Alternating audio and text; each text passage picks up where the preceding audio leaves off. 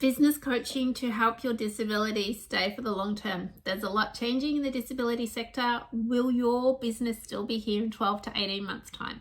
Let's discuss. Hey everybody, my name is Jacqui Grant. Welcome to our podcast video. So there is a lot changing in the disability sector here in 2025, and I'm seeing a lot in social media where people are saying, oh, they won't make support workers register or independents register because they're going to lose their entire workforce. It's like, yeah, I kind of disagree. If they want mandatory registration across all services, they will bring it in. It's not about whether they think the workforce will disappear or not, because there's ways and means. There's always somebody looking for a job. So one of the things that I'd love to actually encourage people to think about, especially if you're a sole trader running your own business, is to think about how protected is your business. Do you have your documents, policies and procedures in place to protect your business? Because it's not just about registration. It's not just about, oh, the NDIS want me to do this. No, it's actually very little to do that, to be honest.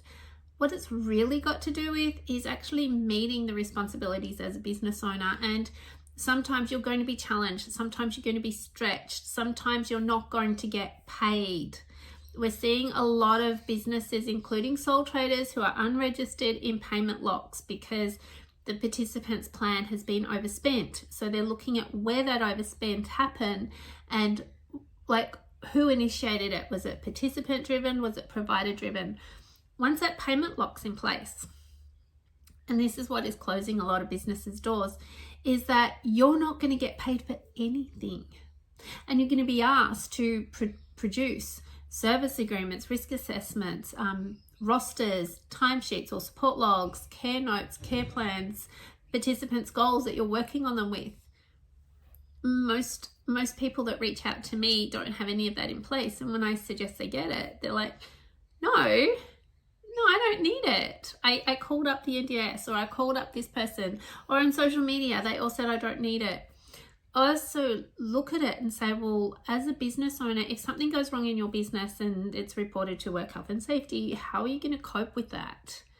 What are you going to do? How are you protecting your business? Or what if the person's out of money and the NDIS have said, no, we're not going to, sure, you're owed $2,000 or $3,000. We're not paying it because they've run out of funding. There's no funding left in that plan. So it's like the bank balance is empty type of thing.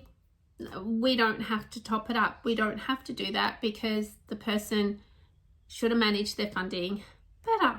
Now, we know that funding management gets impacted by a lot of things, such as the person with the plan and their understanding of how the funding can be used. We do understand that some providers are not, maybe, let's just call a spade, as honest as they could be. We know that some people come in and talk participants or people with a plan into having let's do Sundays. Sundays are great. You love markets. Let's go to the markets on Sunday. Let's go do that. And they're very much like,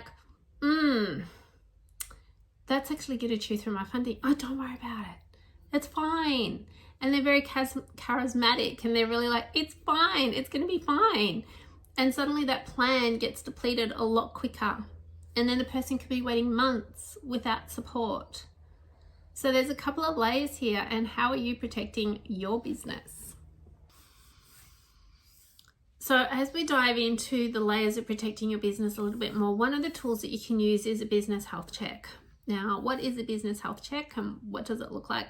How does it work? So I've taken about 10 years I developed it 10 years ago. I started tweaking it. I've refined it. I've revised it. So here we are now.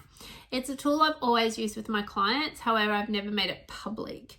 And the reason I'm sharing it now is that I'm seeing that there's so many businesses just struggling with their business to keep their doors open. Not just in disability sector, but businesses across the board. So this health check that can help you in identifying where the gaps are in your business, and then you can make an informed decision as some of the actions that you could take. So when you purchase our business health check, it's around $69 plus GST. You purchase it, you go through it, you answer all the questions. From there, some of the things might be really obvious, like, oh, I've got to balance the bank account or something like that. Or, oh, hold on, I did spend a lot on marketing. What did I get in return for that? So it starts to get you to think about things and what's going on.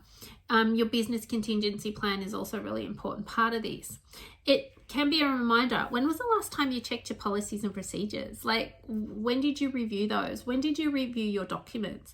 Now, all businesses have policies and procedures. That is just a common thing that all businesses, not just disability, it helps with work health and safety. It helps to protect you as a business owner. It helps to protect your staff. It helps to protect your clients. So they're really great tools. They're amazing tools to help you in your business. And some businesses require more than others. So if you're comparing yourself as a disability support worker to, I don't know, a gardener, different volume of policies and procedures required. Different tools, different skill set, different requirements.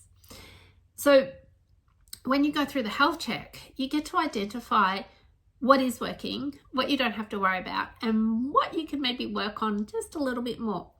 When you've got those answers, then we do provide a little bit of an outcome for it, like a little bit of a score and a little bit of this is the health of your business on a scale, a scoring number. And then in that, there's a little bit of a brief. Now, we can work with you to unpack it a little bit more. We can do that via email. You can send that back to us.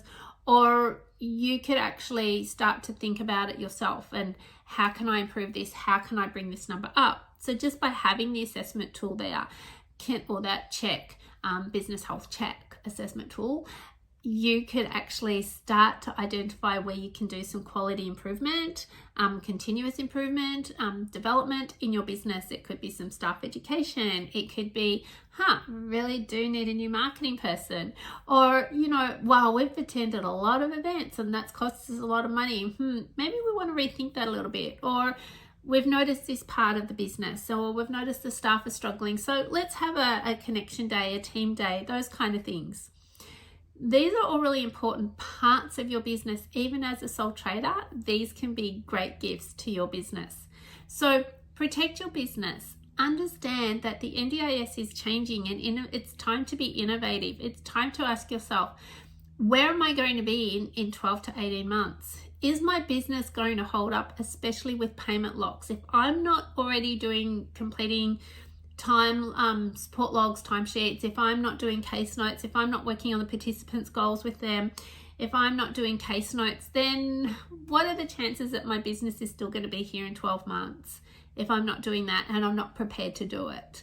So understanding that when you leave a company to start your own business, in that company you had to do certain things, a lot of those things actually follow through to your own business. So just have a think about it, and you might like to take the time to do a bit of a business health check. It's on our website in our store, but you can check out the page, have a read, decide which way you'd like to do it. But I do encourage all businesses to do it just to protect themselves, just to really set them up for long-term success. Like, that's the goal, your long-term success, and being around and doing more of what you love. So visit website breakthroughconsultancy.com, invest that few minutes, that half an hour, invest that little bit of money. You'll get such an some people just go, wow, and other people go, yeah, I kind of knew that. So yeah, it's a bit of a reality check for some, and other people are super excited, and other people are going, damn, I didn't realize it was quite that way. But the goal is that it's there for you and a tool that you can use.